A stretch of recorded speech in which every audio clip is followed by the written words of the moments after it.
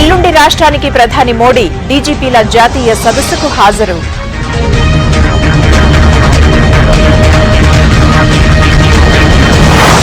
రేపు సీఎం కొత్త camp office గృహప్రవేశం, హాజరు కానున్న గవర్నర్ చినజియర్.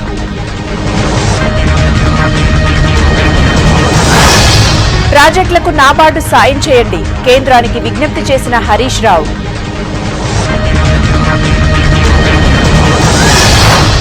నోట్ల రద్దుతో రాష్ట్రానికి 3,000 కోట్లు నష్టం, సెంట్రల్ టీంకు సీఎస్ వివరణ.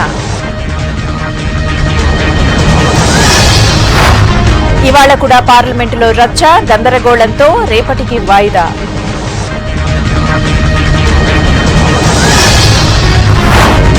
సభ్యుల తీరుపై కురియన్ ఆగ్రహం, బయటకు పంపుతానంటూ వార్నింగ్.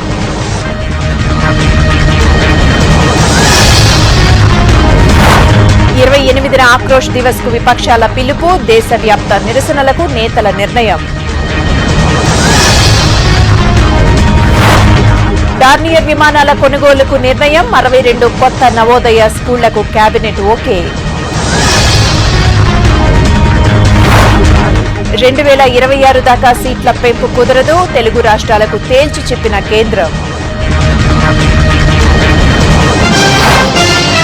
సరిహద్దుల్లో విరుచుకుపడిన భారత ఆర్మీ, డీజీల సమావేశం పెట్టాలన్న పాకిస్తాన్.